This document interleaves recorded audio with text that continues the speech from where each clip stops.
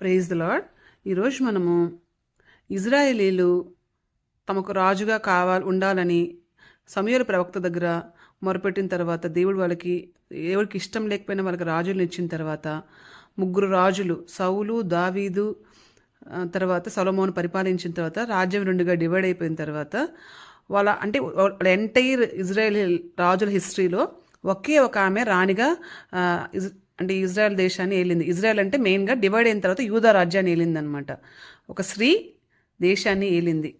ఆమె గురించి ఈరోజు మనం డిస్కస్ చేద్దాము. ఆమె ఎవరో కాదు, అతల్య. ఈమె 6 సంవత్సరాలు యూదా రాజ్యాన్ని పరిపాలించింది. ఈమె గురించి మాట్లాడుకునే ముందు అసలు ఈమె ఎవరు, ఎట్లా అట్లా రాణి అయింది, అసలు ఈమె స్టోరీ ఏంటో ఒకసారి మనం ముందు ధ్యానిద్దాము. యూదా రాజుల్లో యెహోషాపాతు మంచి రాజు అనమాట. ఆయన దావీదులాగా, తమ పితరుడైన దావీదులాగా ఆయన నడుచుకున్నాడు. మంచి దేవుడి ఎదుట యథార్థంగా నడుచుకున్న రాజు. అయితే ఆయన చనిపోయిన తర్వాత ఏం జరిగిందనేది, ఇప్పుడు ఆమె ఎలా రాణి అయిందనేది ఇప్పుడు చూద్దాము. ఇది దినవృత్తాంతాల గ్రంథము 2వ దినవృత్తాంతాలు 21 నుంచి మనం చదువుకుందాం అనమాట. ఇది స్టోరీ అంతా 21, 22, 23 మొత్తం ఉంటుంది. దీంట్లో నేను కొంచెం కట్ షార్ట్ చేసి సింప్లిఫై చేసి మీకు చెప్తున్నాను. ఈ యెహోషాపాతుకు కొంతమంది కుమారులు ఉంటారు. ఆ కుమారుల్లో ఇక్కడ 21వ అధ్యాయము 1వ వచనంలో యెహోరాము అని అతను ఉంటాడనమాట. అతనితో పాటు ఇంకా ఎవరెవరు ఉన్నారంటే 2వ అధ్యాయంలో అజర్యా, యోహియేలు, జకర్యా, అజర్యా, మికాయేలు, షపట్య అను వాళ్ళు కూడా ఇతనికి కుమారులు అనమాట. అయితే ఈ యెహోరాము అనే అతను జ్యేష్ఠుడు. ఈ యెహోషాపాతు ఏం చేస్తాడంటే ఈ యెహోరామును రాజుగా చేస్తారు. మిగతా రిమైనింగ్ పిల్లలు మొదటివాడు కాబట్టి రాజు చేస్తాడు. మిగతా వాళ్ళందరికీ ఇక్కడ విలువగల వస్తువులు, బంగారము, కొన్ని ప్రాకారంగా పట్టణాలు ఇచ్చి ఆయన చనిపోయిన తర్వాత అట్లా డివైడ్ చేసేస్తాడు ఆయన ప్రాపర్టీ అంతా. సరే, ఈయన చనిపోయిన తర్వాత యెహోరాము జ్యేష్ఠుడు కాబట్టి రాజు అయిన తర్వాత తన రాజ్యం స్థిరపరచుకున్న తర్వాత తన తమ్ముళ్ళందరినీ చంపించేస్తాడనమాట. ఇప్పుడు యెహోషాపాతు కుమారులు ఎవరు మిగులుతాడు? యెహోరాము ఒక్కటే మిగులుతాడనమాట. ఈ మహానుభావుడు చేసుకున్న భార్య ఎవరు అంటే ఆహాబు, యెజబేల్ స్పిరిట్ ఈమెకు కూడా వచ్చిందనమాట. వీళ్ళిద్దరిని కుమార్తె అనమాట. సో ఈమెను పెళ్లి చేసుకున్న తర్వాత ఇక్కడ వాక్యంలో వాళ్ళ నాన్న మంచోడే, యెహోషాపాతు దేవుడి దగ్గర యథార్థంగా ఉన్నాడు. బట్ ఈమెను పెళ్లి చేసుకున్న తర్వాత ఆ స్పిరిట్ అక్కడ ఆహాబుని ఎట్లా కంట్రోల్ చేసిందో ఇక్కడ యెహోరామును కూడా, ఈ యెజబేల్ యొక్క కుమార్తె, ఈయన యెహోషాపాతు చేస్తుండకుండా ఉండాల్సిందేమో. అంటే చాలా వరకు రాజులందరూ, యూదా రాజులకి ఇజ్రాయెల్ రాజులు గొడవలు జరుగుతూ ఉండేవి, యుద్ధాలు జరుగుతుండేటివి. కానీ యెహోషాపాతు ఏంటంటే ఇజ్రాయెల్ రాజులతో గొడవ పెట్టుకోలే. ఇక్కడ యెహోషాపాతు ఇక్కడ పరిపాలిస్తుంటే అక్కడ ఇజ్రాయేలీల్లో అహాబు పరిపాలిస్తుంటాడు అనమాట, అహాబు రాజు. సో అతనితో మంచిగా ఉంటాడు, చాలాసార్లు యుద్ధాలకు హెల్ప్కి వెళ్తాడు.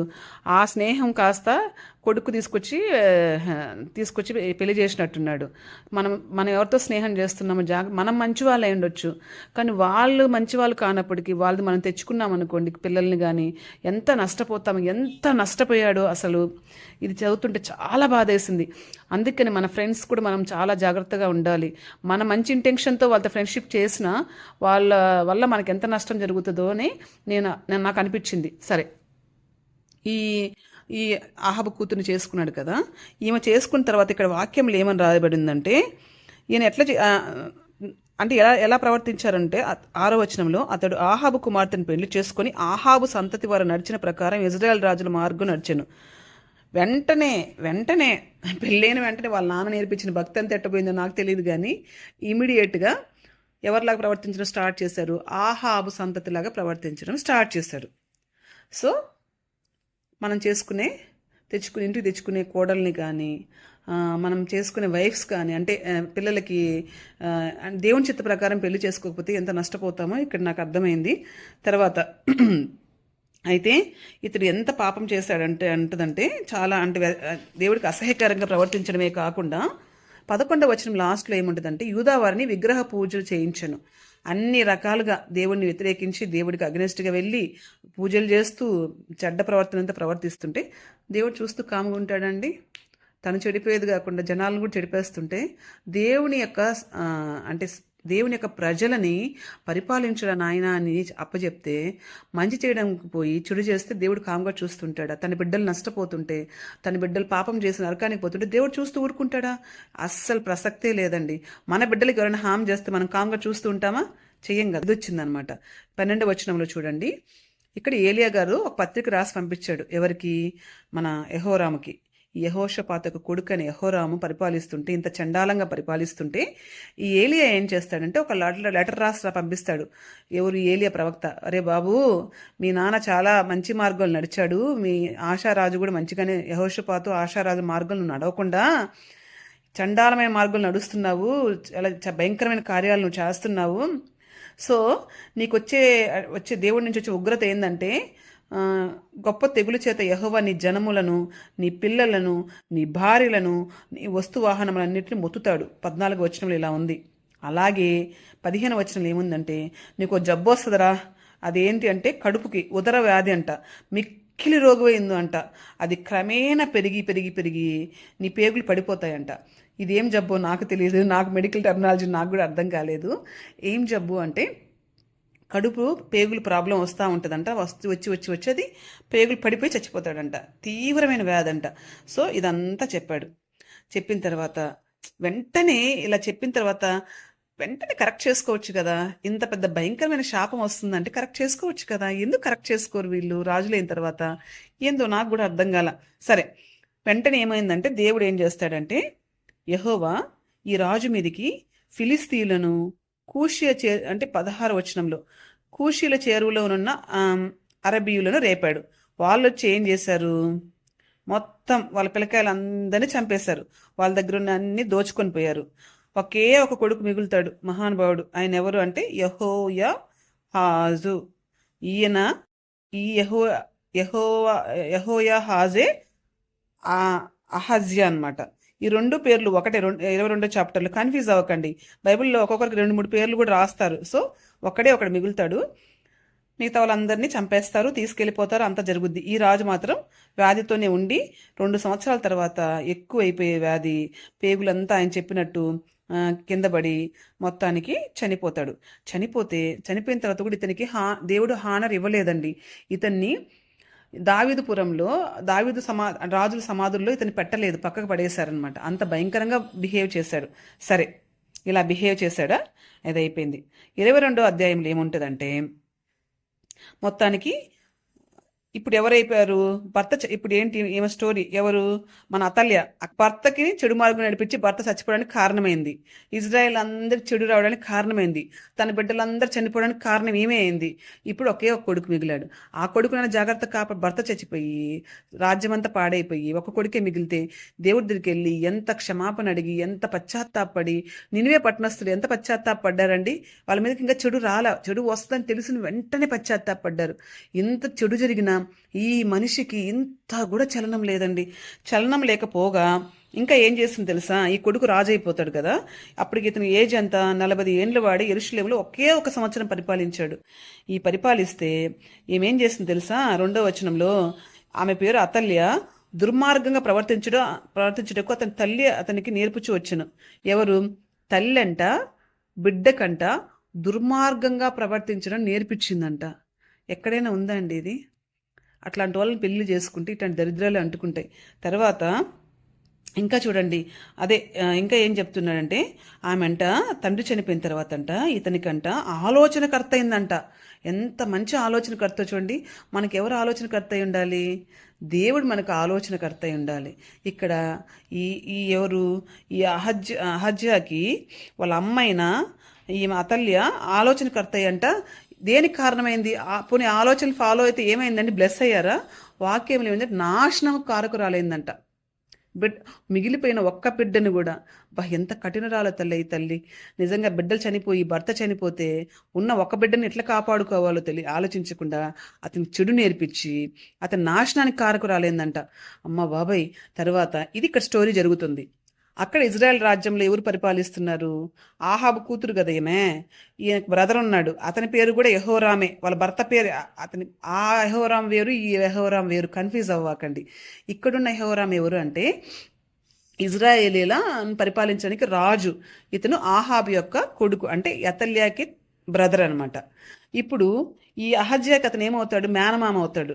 సో అక్కడ ఏమైందంటే ఆ రాజు, అతను కూడా ఏంటి ఆహాబు సంతతి కదా, అతను కూడా భయంకరంగా ప్రవర్తించాడు, దేవుడికి అసహ్యం వేసేస్తుంది అతని మీద కూడా. అయితే ఒక జరుగుతుంటుంది అనమాట అక్కడ. ఏంటంటే ఈ రామోద్ గిలాద్లో మీదకి ఈ సిరియా రాజు అయిన ఇతను ఒకడు ఉంటాడనమాట, హజాయేల్ అని అతను ఉంటాడు. హజాయేల్కి ఈ ఇజ్రాయెల్ రాజైన ఆహాబు కొడుకైన యెహోరాంకి యుద్ధం జరిగి ఈ యెహోరాంకి ఏమవుతుందంటే గాయాలు అవుతాయి అనమాట. గాయాలైనప్పుడు ఇప్పుడు ఏం చేయాలి, ఇక్కడ మేనమాం కదా, తల్లి ఎంకరేజ్ చేస్తుంటుంది, పోయి చూసి రాపు అని. పోయి చూడడానికి పలకరించడానికి వెళ్తాడు. అంతలోపల ఏమవుతుంది, అక్కడ దేవుడు ఇంకొకని లేపి ఉంటాడు. ఎక్కడ, ఇజ్రాయెల్ రాజ్యంలో. అతని పేరు యోహు. ఈ యోహు ఏం చేస్తాడంటే, యోహుని దేవుడు ఎందుకు పెట్టాడు అంటే వీళ్ళందరినీ, దేవుడికి వ్యతిరేకంగా ఉన్న వాళ్ళందరినీ చంపడానికి. ఇక్కడ యోహు ఏం చేస్తాడంటే ఈ ఈ ఆహాబు కొడుకైన యెహోరామును చంపడంతో పాటు ఈ అహజ్యాన్ని కూడా చంపేస్తాడు. సో ఈ కొడుకు కూడా చచ్చిపోయినాడు. ఈ మహాతల్లికి అప్పటికైనా బుద్ధి వచ్చిందా? రాలేదండి. ఈమె ఏం చేసింది తెలుసా అండి, ఎంత భయంకరమైన తల్లి చూడండి.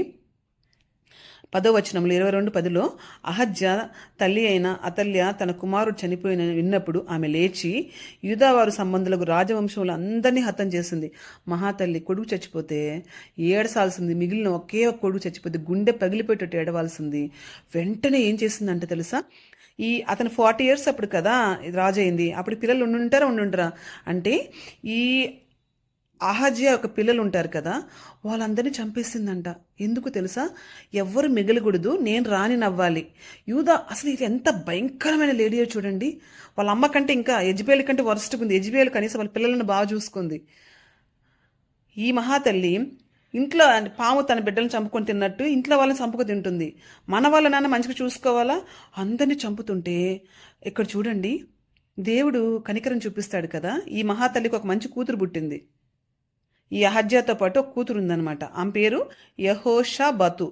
ఈమె ఎవరి కూతురు, ఈ అతల్య కూతురి, అంటే ఈ అహజ్యాకి చెల్లెలు అనమాట. ఈమె ఏం చేస్తుంది తెలుసా, ఈమెకి మాత్రం వాళ్ళ తాతగారి జీన్స్ వచ్చినట్టున్నాయి, యెహోషాపాతు జీన్స్. ఈమె మంచిది. ఈమె రాజకుమార్తె అయినప్పటికీ ఈమె ఎవరిని పెళ్లి చేసుకుందంటే ఒక ప్రధాన యాజకుడిని పెళ్లి చేసుకుందనమాట. వీళ్ళిద్దరు ఏం చేస్తారంటే ఈమె కూతురు, ఈమె ఇలా భర్త కలిసి ఈమె చంపుతుంది కదా అందరినీ, రాజకుమారులు అంటే మనవళ్ళని, కొడుకుని చంపుతుంటే నెక్స్ట్ వాళ్ళు రాజులు అయిపోతారు కదా, ఈమె రాణి అవ్వాలని చంపుతుంటే ఈమె వాళ్ళ అన్న కొడుకుల్లో నుంచి ఒక కొడుకుని తీసి ప్రొటెక్ట్ చేస్తుంది. అతని పేరు యోవాష్ అనమాట. ఇతన్ని తీసుకొని దొంగలించి అతనికి ఒక దాదిని కూడా ఆమె ఏర్పాటు చేసి 6 సంవత్సరాలు అతన్ని ఎక్కడ దాచిందో తెలుసా, మందిరంలో దాచిందంట. మందిరంలో దాచేసింది. అతను పెరుగుతూ ఉన్నాడు, చిన్న బిడ్డ పాపం. అంటే 1 year అప్పుడు ఇలా జరుగుతుందనమాట. జరుగుతుంటే వాళ్ళ నాన్నమ్మ చంపుతుంటే అత్త ఒక బిడ్డను తీసి దాచిపెట్టింది. ఎంత మంచి హృదయమో చూడండి ఈమెది యెహోషాబతుది. సో ఆమె దాచిపెట్టి ఏం చేసిందంటే ఈ 6 ఏళ్ళు ఏం చేసింది, ఇంకెవరు లేరు కదా, పిల్లలు కూడా లేరు కదా. ఈ మహాతల్లి 6 సంవత్సరాలు రాజ్యాన్ని పరిపాలించింది. భర్తనే చెడు మార్గం నడిపించినామే, కొడుకునే చెడు మార్గం నడిపించినామే, మన వల్లనే చంపినామే. ఇంకా దేశ ప్రజల్ని ఎట్ట పరిపాలిస్తుందండి, కామన్ సెన్స్. అంత భయంకరంగా పరిపాలించింది దేశ ప్రజల్ని. దేవుడు ఊరుకుంటాడా? సరే, ఇతను ఏం చేస్తాడంటే ఇంకా 7వ సంవత్సరం అప్పుడు ఎవరు, ఈ యెహోషాబాతు ఉంది కదా, వాళ్ళ అత్త, వాళ్ళ భర్త, ఆయన ప్రధాన యాజకుడు అని చెప్పినా కదా యెహోయాదు, వీళ్ళిద్దరు కలిసి దేవుడు అలాంటి హృదయం వాళ్ళకి ఇచ్చాడండి. నిజంగా వాళ్ళ బిడ్డలను కంటే కూడా ఈ బిడ్డని ఎక్కువ ప్రేమించి వాళ్ళు ధైర్యం తెచ్చుకొని శతాధిపతులందరినీ పిలిపించి, ఆ శతాధిపతుల పేర్లు కూడా ఇక్కడ ఉన్నాయి. 23వ అధ్యాయంలో మనకు 1వ వచనంలో వీళ్ళందరి పేర్లు ఉన్నాయి. ఇక్కడ ఎవరెవరు శతాధిపతులు వాళ్ళందరినీ పిలిపించి, ఒట్టి శతాధిపతులనే కాకుండా లేవి వంశస్థులందరినీ పిలిపించి, వాళ్ళతో పాటు యూదా వంశంలో ఉన్న పెద్ద అంటే ఎల్డర్స్ ఉంటారు కదా, మంచి ఫ్యామిలీ, దేవుని పూజించే వాళ్ళు అందరినీ పిలిపించి అతను ఏం చేశాడంటే 4 గ్రూపులుగా డివైడ్ చేసేసి ఒకరిని బయట కాపలా పెట్టి అతని రాజు చుట్టూ పెట్టి ఈ 7 years అబ్బాయిని రాజుగా చేశారు. ఇక్కడేమో నానమ్మేమో చంపేస్తుంది, అత్త భర్త ఏమో వాళ్ళ పిల్లల కంటే కూడా ఆ బాబు చచ్చిపోతే వాళ్ళ పిల్లలు రాజు అవ్వచ్చు కదా. కానీ ఈమె ఎంత మంచి హృదయం చూడండి. అలా ఆలోచించకుండా ఈ బాబుని రాజుగా ఇది దేవుని హృదయం అండి. ఇది తన బిడ్డల్ని పక్కకు పెట్టి వాళ్ళ అన్న బిడ్డల్ని ప్రొటెక్ట్ చేసి వాళ్ళని దేవుని రాజ్యంకి అంటే ఇజ్రాయెల్ రాజ్యానికి రాజుగా చేశారనమాట. అంత లోపలే ఇక్కడ రాజుగా వాళ్ళని ప్రతిష్ఠించిన తర్వాత అంత ఆర్భాటాలు ఉంటాయి కదా, రాజు చిరంజీవిగా అట్లా అరుస్తుంటారు కదా. ఈ మహాతల్లి వచ్చింది, ఆ తల్లి వచ్చి ఏంటి ఇదంతా శబ్దాలని చూస్తే ఆమెకి ఏమని వినిపిస్తుంది అంటే ఇదంతా చూస్తుంది అనమాట. చూసిన తర్వాత ఆమె ఏమని అరుస్తుంది తెలుసా? ఇక్కడ వచ్చిన 23 దాంట్లో ఇక్కడ 13 వచ్చిన లాస్ట్లో ఉంటుంది చూడండి. ఆమె అంటే వస్త్రాలు చింపుకొని ద్రోహము అని అరిచిందంట. అసలు ద్రోహం అనే మాటకి ఆమె నోటి గుండా రావచ్చా? భర్తను చంపించి, కొడుకుల్ని చంపించి, మనవలు చంపించిన ఆమంట ద్రోహం అంటుందంట. ఎంత కామెడీగా ఉంటుంది కదా. మనం ఇలాంటి వాళ్ళని చాలామంది చూస్తాం కదా. వాళ్ళే అందరికి ద్రోహం చేస్తుంటారు. మళ్ళీ వాళ్ళు ఏమని ఫీల్ అవుతారు తెలుసు, మాకు అందరు ద్రోహం చేస్తారని ఫీల్ అవుతారు ఇలాంటి ఆమె. సో ఇదంతా ఏమైంది మొత్తానికి? అప్పుడు ఏం చేస్తాడు యెహోయాదా? ఏం చేస్తాడు తెలుసా అండి? ఆమెని మందిరంలో చంపకూడదు, బయటకి ఈడ్చేసి బయట చంపేయండి. 6 సంవత్సరాల పరిపాలన తర్వాత వాళ్ళు ఏం చేస్తారు, ఈ శతాధిపతులు ఆమెను చంపేస్తారనమాట. అప్పుడు యోవాషుని రాజుగా నియమిస్తాడు. యోవాషు 7 ఏళ్ల పిల్లోడు కదా, కానీ ఈ దైవజనుడైన ప్రధాన యాజకుడైన యెహోయాదాని తనకంతా గైడ్ చేస్తాడు. నెక్స్ట్ చాప్టర్లో అంతా తన గురించి ఉంది. నెక్స్ట్ వీడియోలో నేనంతా దీని గురించి వివరిస్తాను యోవాషు గురించి. యోవాషు ఇతను బతుకున్న రోజులు మంచిగా ఉంటాడండి, దేవుడి సన్నిధిలో మంచిగా పరిపాలిస్తాడు. యోవాషు రాజు ఎంత మంచిగా ఉన్నాడు, ఎలా పరిపాలించాడు, తర్వాత తనేం మిస్టేక్ చేశాడు, తన కొడుకులు ఏం మిస్టేక్ చేశారనేది నెక్స్ట్ వీడియోలో నేను చెప్తాను. ఈ వీడియో ద్వారా అంటే ఈ చాప్టర్ ద్వారా మనం నేర్చుకోవాల్సింది ఏంటంటే, మంచి యెహోషాపాతు రాజే, కానీ ఇజ్రాయెల్ అమ్మాయిని తెచ్చుకొని కొడుకు పెళ్లి చేస్తే చెడ్డ ఒక స్త్రీ వల్ల చూడండి తన ఫ్యామిలీలో అంతా డిస్టర్బ్ అయిపోయింది. తన కొడుకులు చనిపోయారు, తర్వాత తన మనవలు చనిపోయారు. ఎంత నష్టం ఆ దేశానికి వచ్చింది, విగ్రహారాధన వచ్చేసింది. సో అలాంటి స్త్రీలు ఉన్నారు, జాగ్రత్త. ఆ యెజబేలు ఆత్మ కలిగిన స్త్రీలు ఇప్పుడు కూడా ఉన్నారు. తన భర్తల హృదయాలు తిప్పేసేసి ఎంతో నష్టాన్ని తీసుకొచ్చే స్త్రీలు ఉన్నారు. సో పెళ్లి చేసి అట్లనే మగవాళ్ళు మంచిగా ఉంటారని నేను చెప్పను. వాళ్ళలో రాంగ్ స్పిరిట్స్ ఉంటాయి, వీళ్ళలో రాంగ్ స్పిరిట్స్ ఉంటాయి. అందుకని దేవుని చిత్తాన్ని తెలుసుకొని జాగ్రత్తగా పెళ్లిళ్ళు చేసుకోవాలి. దేవుని చిత్తం కాకుండా పెళ్లి చేసుకోకూడదు. చిన్న మిస్టేకే ఎంత పెద్ద నష్టాన్ని తీసుకొచ్చిందో చూడండి. అలాగే ఈ స్త్రీని చూసి నేర్చుకోవాల్సింది ఏంటంటే, ఇలాంటి స్త్రీ ఎక్కడ సృష్టిలో ఉండకూడదండి. నిజంగా భర్త పోయినా, పిల్లల్ని చంపడానికి కారణమై మన వల్ల ఎవరైనా చంపుకుంటారండి. ఎంత ప్రాణం ఉంటుంది మన పిల్లల మీద మనకి. సో ఇలాంటి స్త్రీ కలిగిన హృదయం ఎవరికీ ఉండకూడదు. నిజంగా అట్లాంటి వాళ్ళని దేవుడు వాళ్ళ హృదయాన్ని మార్చేసి ప్రేమగల హృదయం వాళ్ళకి పెట్టాలి. అలాంటి స్త్రీలు అసలు ఉండకూడదు. యెజబేలు కంటే వర్స్ట్ కూతురు ఇంకా వర్స్ట్ అయిపోయింది. అలాంటి స్త్రీలాగా మనం ఉండకూడదు. దేవుడి సన్నిధిలో ఎంతో ప్రేమ కలిగి ఎంతో తల్లులు ప్రాణాలు పెట్టారు. మనం చూస్తాము సౌలు యొక్క ఉపపత్ని రిస్పా బిడ్డలు శవాలు ఏలాడుతుంటే 6 నెలలు కాపాడుకుందంట. అలాంటి స్త్రీలను చూసాము, ఇలాంటి స్త్రీలను చూస్తున్నాము. జాగ్రత్తగా ఉండాలి. స్త్రీలారా ఎలా ఉన్నారు దేవుడి సన్నిధిలో? సరే మీరు చెడు పనులు చేసి దేవుడి చేతులు తప్పించుకుంటారా? తప్పించుకునే ఛాన్సే లేదు. దేవుడి దగ్గర మనం ఎవరి దగ్గర నుంచి తప్పించుకోవచ్చు, కానీ దేవుడి దగ్గర తప్పించుకోలేము. చెడు కార్యాలని చేయకూడదు. వాక్యం అనేది ఒక స్టాండర్డ్ మనకుంది. వాక్యానుసారంగా మనం బతకాలి, జీవించాలి. వాక్యమే మన స్టాండర్డ్. సొంత ఆలోచనలు, ఆశలు, రాజ్యాన్ని పరిపాలించడానికి ఇంట్లో వాళ్ళని చంపుకుంటుంటారా ఎవరైనా? ఇట్లాంటి స్త్రీలాగా ఎవరూ ఉండకూడదు. ఇలాగ ఎవరంటే వాళ్ళని తీసుకొచ్చి పెళ్ళిళ్ళు చేసుకోకూడదు. ఎంతో చిన్న మిస్టేక్స్ ఎంతో నష్టాన్ని తీసుకొచ్చాయి. చూసారా యూదా రాజ్యానికి ఎంత పెద్ద కష్టం వచ్చిందో. నిజంగా ఈ యెహోషాబాతు ఉంది కదా కూతురు, ఆమె కానీ కాపాడకపోయి ఉంటే యెహోవాష్ని అంతటితో యూదా యొక్క వంశం అంతా నాశనం అయిపోయి ఉండేది. యేసుక్రీస్తు ఎక్కడి నుంచి వచ్చిండేవాడండి? వచ్చేవాడా? అంతే, మొత్తం క్లియర్ అయిపోయింది అంతటితో. ఆ వంశం పోయింది. కానీ దేవుడు దావీదుకు మాట ఇచ్చాడు కదా, పోనిస్తాడా ఆయన? మాట నెరవేర్చే దేవుడు కాబట్టి ఆ స్త్రీని ఇక్కడ కొంచెం మంచిగా ఉంది ఈమెను వాడుకొని దేవుడు మళ్ళీ మళ్ళా ఆ వంశాన్ని నిలబెట్టాడు అనమాట. సో మనము ఈ స్త్రీలాగా యెహోషాబాతు అండ్ యెహోయాదా ఉన్నారు కదా, అలాంటి ఫ్యామిలీలాగా మనం ఉండాలి. అలాంటి భార్యాభర్తలాగా మనం ఉండాలి. ఎంతోమందికి మేలు చేసే వాళ్ళలాగా దేవుని యొక్క కార్యాలు మన ద్వారా జరగాలి. సాతాను యొక్క కార్యాలు మనలాగా జరగకూడదండి. దేవుని కార్యాలు మనలాగా జరగాలి. అలాంటి వాళ్ళగా మనం ఉందామా? Praise the lord.